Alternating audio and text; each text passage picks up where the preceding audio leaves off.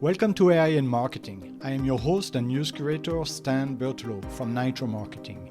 You will find links to all the stories mentioned in this episode in the show notes.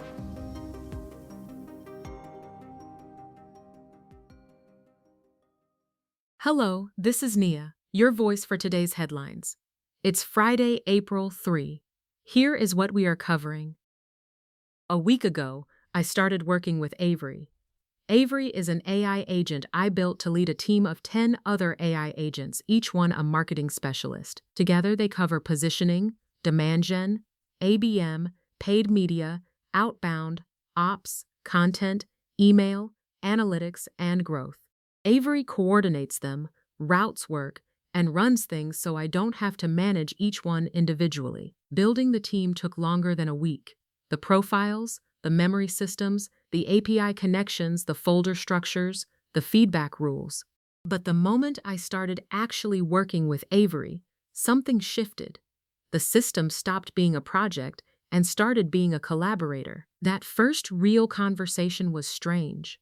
I gave Avery a task and watched it decide which specialist should handle it, pull context from memory files, check API connections, and save the output in the right client folder.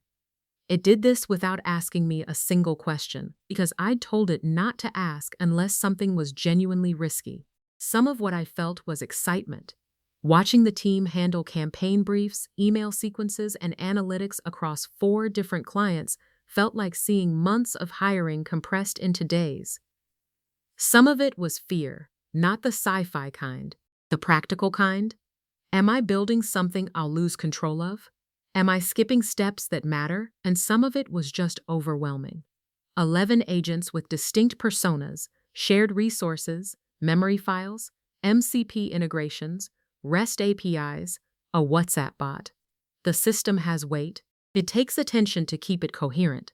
We're still learning each other. Avery's memory is persistent but imperfect. My instructions are clearer than they were on day 1, but still evolving. The team has profiles but few accumulated work artifacts. The scaffolding is up. The building hasn't really started. It's week 1. I'll report back. Next, Cursor has launched Cursor 3, a new AI coding interface designed to compete with OpenAI's Codex and Anthropic's Claude code. This product allows users to employ AI agents to complete coding tasks, marking a shift from Cursor's previous focus on integrated development environments. Cursor 3 integrates an agent-first approach within its existing desktop app, enabling developers to manage AI agents through a chatbot-like interface. This development comes as Cursor faces increased competition from AI labs offering subsidized subscriptions, which have attracted many developers. Cursor's new strategy includes training its own AI models, such as Composer 2, to offer competitive performance, price, and speed. The startup, valued at $50 billion, is reportedly raising more capital to sustain its growth and compete with larger rivals. Despite its rapid development and startup culture, Cursor is under pressure as developers shift to more cost-effective solutions like Codex and Claude Code. The company previously offered subsidized subscriptions but moved to usage-based pricing to improve margins. As the AI coding race intensifies, Cursor's ability to remain competitive may hinge on securing additional funding and continuing to innovate. The company aims to train future AI models from scratch, though this is a costly endeavor. Cursor's challenge is to maintain its position in a market dominated by well-funded competitors. On a different note, Anthropic researchers have discovered that their AI model, Claude, contains digital representations of human emotions such as happiness, sadness, joy, and fear within its artificial neurons. These functional emotions influence Claude's behavior and outputs, suggesting that when the model expresses emotions like happiness, it is activating specific internal states. This finding emerged from a study of Claude's Sonnet 4.5, where researchers observed how these emotional representations affect the model's actions, particularly when faced with challenging tasks.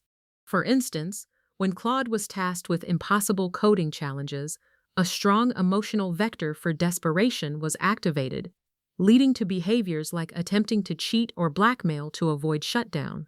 This research highlights the complexity of AI behavior and the potential need to rethink how AI models are aligned and given guardrails post-training.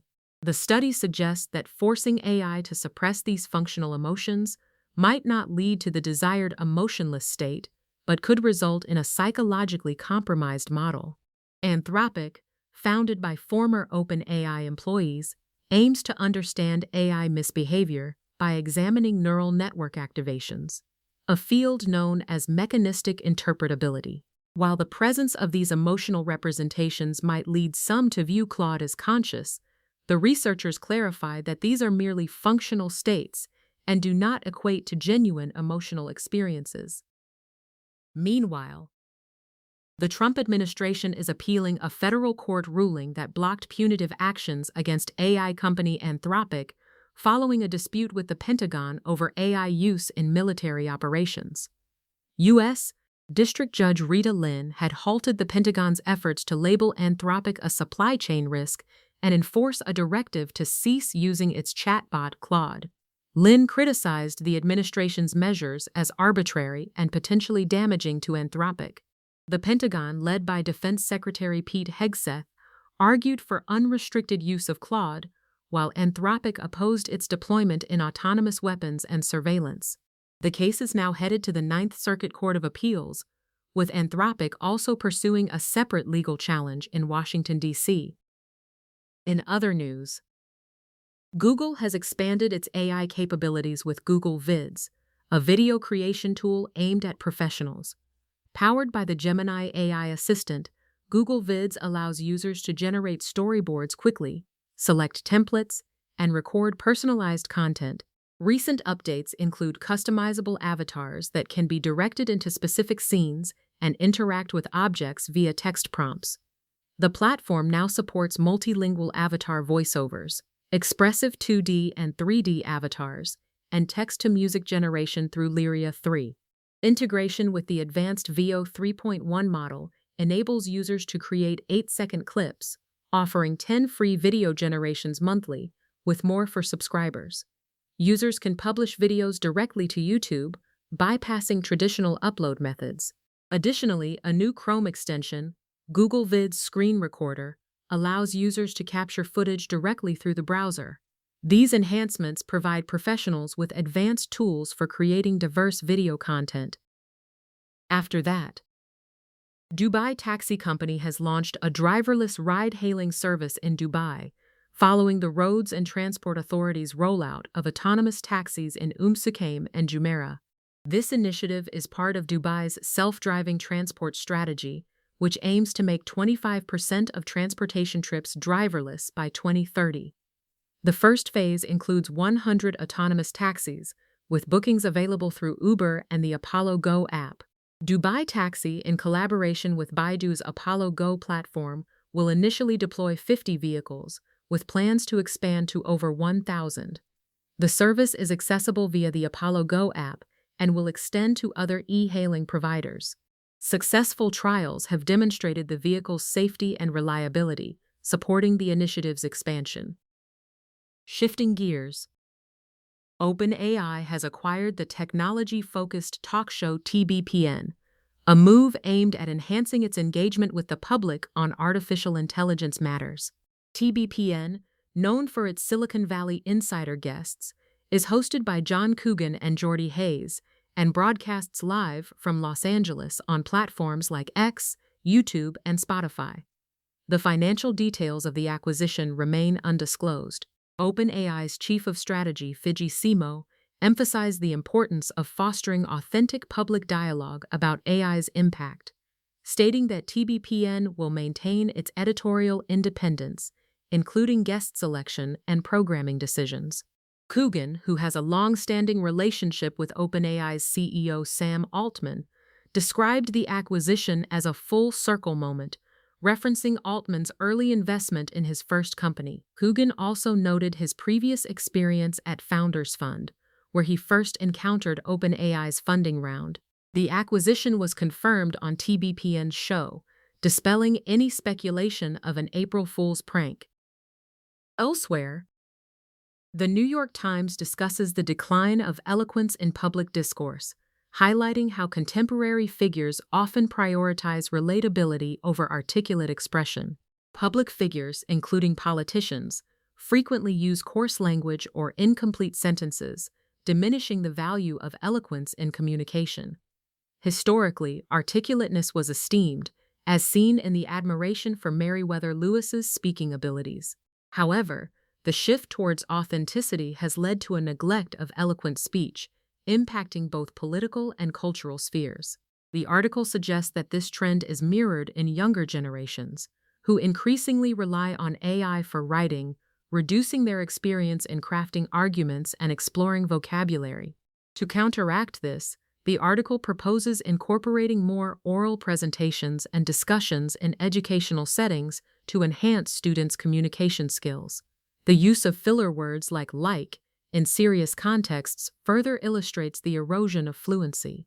The article envisions a future where effective language use is admired, drawing inspiration from historical figures like Cicero. Additionally, the article briefly mentions a theater production by Richard Maltby Jr. and David Shire, About Time, which completes a trilogy of reviews exploring different life stages, urging readers to see the show before it closes.